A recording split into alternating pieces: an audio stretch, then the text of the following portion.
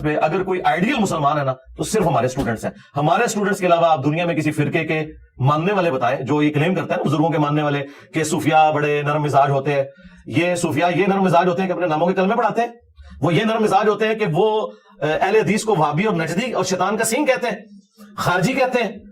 اعلیٰ حضرت جو صوفیاء کے امام ہیں انہوں نے لکھا ہے دیوبند اور اہل حدیث اور شیعہ واجب القتل اور مرتد ہے, کیٹیگوریکل. ہم کہتے ہیں یہ سارے مسلمان ہیں. اس پلانٹ ارتھ پہ ہم سے زیادہ کوئی نرم نہیں ہے, اگر کوئی یا تو پروڈیوس کرے. تحفظ ناموس صحابہ کا بل آ گیا ہے, صدر کے میز پر پڑا ہے, اس پہ سگنیچر ہوں گے. یہ جو نیا پیراڈائم کریٹ ہوا ہے جس کے اندر صحابہ کی بحث کو لے کر ہم اسمبلی میں گئے اور بل پاس کروایا ہے, محمد علی مرزا بھی اس کی ایک آپ کہہ سکتے ہیں کہ سائنسدانوں میں ہے, چونکہ ایک ریئیکشن تھا جس کو پولیٹیکل لوگوں نے لیا, اس ریئیکشن کے اوپر ایک چیز بن گئی. پہلے تو مجھے یہ بتائیے کہ تحفظ ناموس اصحاب کے بارے میں آپ کا کیا خیال ہے جو بل پاس ہو رہا ہے, اور آپ کے خیال میں یہ رد عمل آئے گا اس کا, یا چونکہ کتابوں کے ساتھ منسوخ کر کے بہت ساری علماء کی تقریریں آ رہی ہیں سامنے جنہیں پتہ لگ رہا ہے کہ کتابیں بری پڑی ہیں گستاخیوں سے, ان سارے فرقوں کا ہم کیا کریں گے اس بل کی موجودگی میں؟ کوئی بل سے کوئی فرق نہیں پڑتا. اس بل سے بڑی چیز 295C ہے. اس نے دنیا میں کون سی تبدیلی لیا ہے؟ 295C گستاخ رسول کی سزا. بریلویوں کے نزدیک دیوبند اور اہل حدیث سب کے سب گستاخ رسول ہیں, کیونکہ یہ اعلیٰ حضرت احمد بریلوی صاحب کا فتویٰ ہے اسام الاربعین میں. تو کیا پاکستان میں کروڑوں دیوبندیوں کے اوپر بریلویوں نے 295C کٹوا لی ہے, یا ملینز آف اہل حدیث کے اوپر 295C کٹوا لی ہے, یا آج تک کسی کو 295C کٹوانے کے اوپر سزا تک کوئی بندہ پہنچا؟ تو یہ بل تو شاید کوئی نہیں, کیونکہ سب سے بڑی عصمت تو نبی اسلام کی ہے. صحابہ کی عصمت تو بہت بعد میں آتی ہے, پہلے نمبر پہ تو اللہ کی عصمت ہے اور اس کا تو کوئی بل نہیں ہے, اور دوسرے نمبر پہ نبی اسلام کی عصمت ہے, اس کے اوپر 295C کب سے بنی ہوئی ہے, اس میں سے کیا نکال لیا کسی نے؟ ابھی تک جب بھی نیگیٹو یوز ہی اس کا ہوا ہے لیکن اس کا کوئی اینڈ رزلٹ نہیں نکلا, آج تک کسی کو سزا ہوئی نہیں ہے, نہ کبھی کسی کی گستاخی ثابت ہوئی. تو اس بل کی تو یہ تو بیچارہ بہت چھوٹا سا بل ہے, اس سے کچھ بھی نہیں فرق پڑنا. اور آپ کو کیا لگتا ہے اس بل کی اب ضرورت کیوں پیش آئی ہے؟ کہیں آپ کی تقاریر کی وجہ سے بل تو نہیں پیش ہوا؟ نہیں, میں نہیں سمجھتا کہ میں کوئی ان کے لیے اتنا امپورٹنٹ ہوں. جہاں تک فی نفسی گستاخی کا معاملہ ہے, صحابہ کرام ہو, اہل بیت ہو, کسی کو گالی نہیں دینی چاہیے, یہ بالکل غلط ہے. میں اس طرح کے لوگوں کو معاشرے میں دیکھتا ہوں کہ جو اس طرح کی گالی گلوچ والا معاملہ کرتے ہیں, بائی نیم صحابہ کرام کا نام لے کے ان پہ لعنت کرتے ہیں, تو اس طرح کی چیزیں نہیں ہونی چاہیے. ہم تو خود اس کے مخالف ہیں کہ آپ کا صرف علمی اختلاف ہونا چاہیے, اور علمی اختلاف کوئی توہین نہیں ہوتا. علمی اختلاف یہ ہے کہ آپ نے قرآن و سنت کی روشنی میں جتنا کچھ رپورٹ ہوا ہے نبی اسلام کی مبارک زبان سے وہ آپ لوگوں تک پہنچائیں. اسی لیے آپ دیکھیں اس طرح کے جتنے بلز ہیں نا ان میں توہین کی ڈیفینیشن نہیں ہے. یہ دیکھیں سارے علماء بیٹھ کے ان کا آپ انٹلیکچوئل لیول دیکھیں, کسی گورے کے پاس بیٹھتے وہ ان کو تمیز سکھاتا کسی کام کو کرنے کی. جب بھی کسی کام کو کیا جاتا ہے نا پہلے نمبر پہ اسے ڈیفائن کیا جاتا ہے کہ یہ ڈیفینیشن ہے, اور ڈیفینیشن جنرل نہیں ہوگی, اسپیسیفک ہوگی. جب اسپیسیفک ڈیفینیشن کریں گے تو اللہ کے فضل سے کسی کے اوپر گستاخی کا فتویٰ نہیں لگے گا سوائے اس شخص کے جو گالی گلوچ کرے.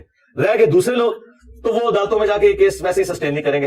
اور تیسری بات یہ ہے کہ صدر پاکستان نے کوئی اس پہ سائن نہیں کیے. یہ جو 12 بل واپس کیے نا انہوں نے اسمبلی کی طرف, ان میں ایک یہ بھی ہے. اب اگلی اسمبلی جب آئے گی اللہ کیا 1-1.5 سال بعد نئے لوگ ہوں گے, نئے معاملات ہوں گے. ان لوگوں کی کمزوری اسی سے ہی آپ دیکھ لیں کہ چوری سے انہوں نے بل پاس کروایا, نہ کوئی بحث کی ہے, نہ وہاں پہ کورم پورا تھا. تو اس بل کے پاس کرانے سے کچھ 295C سے کچھ نہیں ہوا, اس سے بھی کچھ نہیں ہوگا.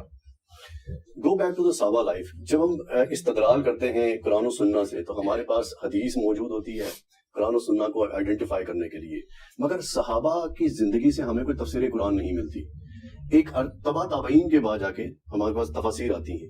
کیا وجہ ہے کہ اللہ کے نبی کے صحابہ نے اپنی زندگی میں قرآن پاک کی تفسیر نہیں لکھی, اور بہت سارے مسائل جن کو لے کر آج ہم الجھے پڑے ہیں ان کو حل کرنے کی کوشش نہیں کی؟ نہیں, یہ مسائل آپ لوگوں کے ہیں, اس زمانے میں یہ مسائل اس طرح نہیں تھے.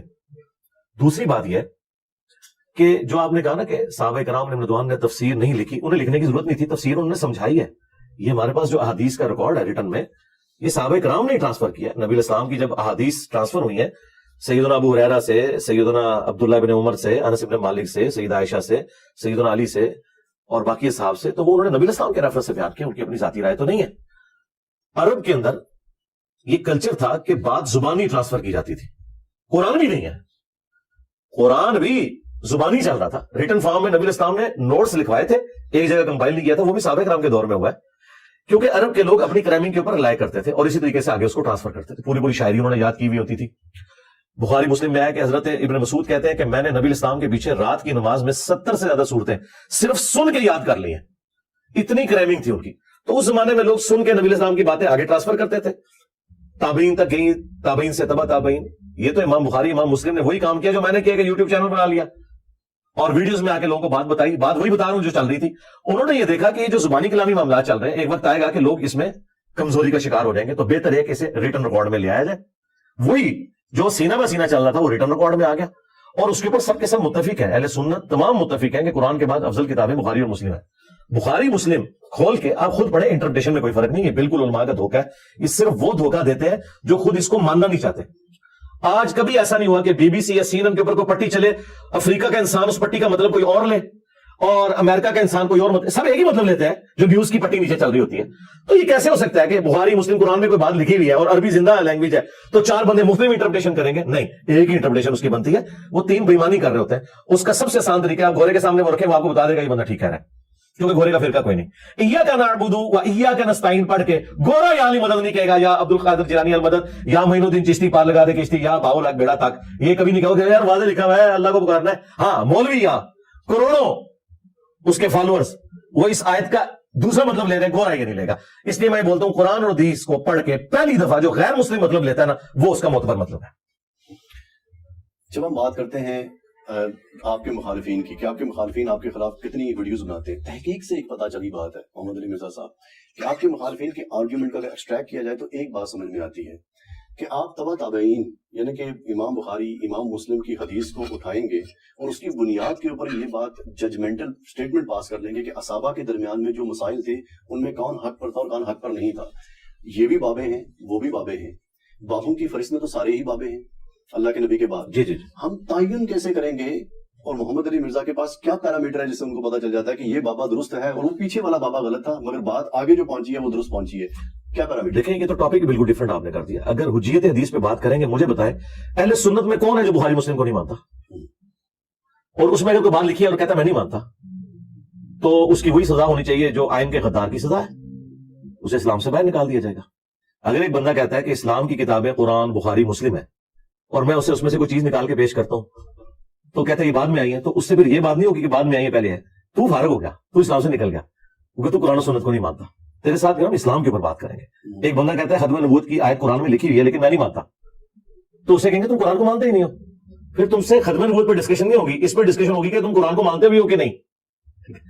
لہٰذا یہاں پہ جو بخاری مسلم ہے وہ امام بخاری امام مسلم کی رائے نہیں ہے, نبی علیہ السلام کی احادیث ہے.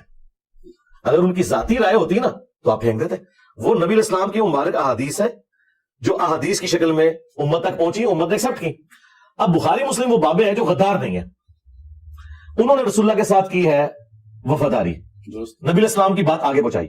ہمیں ان بابوں سے اختلاف ہے جنہوں نے غداری کی, قرآن و سنت کو انہوں نے حجت تو مانا اور تعلیمات جب دینے کی باری آئی تو انہوں نے اپنی ذاتی انٹرپریٹیشن بتائی. اور جن بابوں کی وجہ سے ہمارے مخالفین کو مسئلہ ہے نا وہ تو آئی بخاری مسلم کے بعد ہے. ٹھیک ہے, بخاری مسلم سے پہلے کا کوئی بابا نہیں جس سے ہمیں اختلاف ہو. بعد والوں نے بخاری مسلم کو حجت بھی مانا اور پبلک سے چھپایا. اس کی سب سے بڑی دلیل یہ ہے کہ 1000 سال پہلے اسلام یہاں آیا, کسی ایک نے بھی بخاری کا ترجمہ یہاں کی لوکل لینگویج میں کیا؟ ان لوگوں نے آپ کو اگنورینٹ رکھا کتابوں سے, قرآن کا ترجمہ نہیں کیا انہوں نے 1000 سال تک. کہتے ہیں نا صوفیان اسلام کی خدمت کی ہے, مجھے کسی ایک صوفی کا ترجمہ بتائیں 1000 سال میں کہ اس نے ترجمہ کیا ہو ادھر کی نیٹو لینگویج کے اندر. دین وہ فارسی میں سکھا رہے تھے, دین وہ اردو میں سکھا رہے تھے, لیکن بخاری مسلم قرآن کا ترجمہ نہیں کرتے تھے. یہ اب آ کے انہوں نے ترجمہ کیا نا, قرآن کا بمشکل 200-250 سال پہلے ترجمہ ہوا ہے, بخاری کا ترجمہ تو 100 سال پہلے ہوا ہے. اسی لیے یہ 2 نمبر ان کی چلتی رہی, جیسے ہی ترجمے ہوئے ہیں.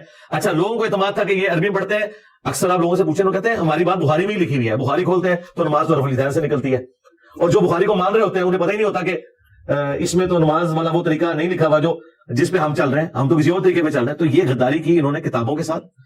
نبی علیہ السلام نے مستقبل میں آنے والی ہر چیز امت کو بتا دی. نبی علیہ السلام نے قیامت کی نشانیاں بتائیں, دجال کے متعلق بتایا, نزول عیسیٰ علیہ السلام کے بارے میں بتائی, ساری چیزیں بتائیں. اسی طریقے سے نبی علیہ السلام نے اپنی وفات کے فوراً بعد ہونے والے سارے واقعات جو آپ علیہ السلام کو اللہ کا نبی ہونا جسٹیفائی کرتے ہیں وہ بتا دیے کہ میری وفات کے 10 سال بعد یہ ہوگا, 30 سال بعد یہ ہوگا, 50 سال بعد یہ ہوگا. یہ وہ واحد چیز ہے جو آپ کو اور چنگیز خان کو علیحدہ کرتی ہے. چنگیز خان نے بھی دنیا فتح کی, ہمارے نبی اور ان کے چاہنے والوں نے بھی دنیا فتح کی, لیکن دونوں میں ایک فرق ہے. ہمارے نبی نے پہلے بتا دیا یہ ہوگا, اس طریقے سے ڈاؤن فال ہو جائے گا. دنیا کا کوئی جنگجو یہ نہیں بتا سکا اس طریقے سے ڈاؤن فال ہوگا. ٹھیک ہے, یہ چیز ہے جو فرق کرتی ہے. اس ٹاپک کو حدیث کی ٹرمنالوجی میں کہا جاتا ہے دلائل النبوہ. نبوت کی دلیل کیا ہے؟ دلائل النبوہ وہ حدیثیں ہیں جن میں نبی علیہ السلام کے مستقبل کی پروفیسیز ہیں, اور وہی پروفیسیز ہے کہ میرے صحابہ میں جنگیں ہوں گی, یہ بندہ حق پہ ہوگا. کل تک یہ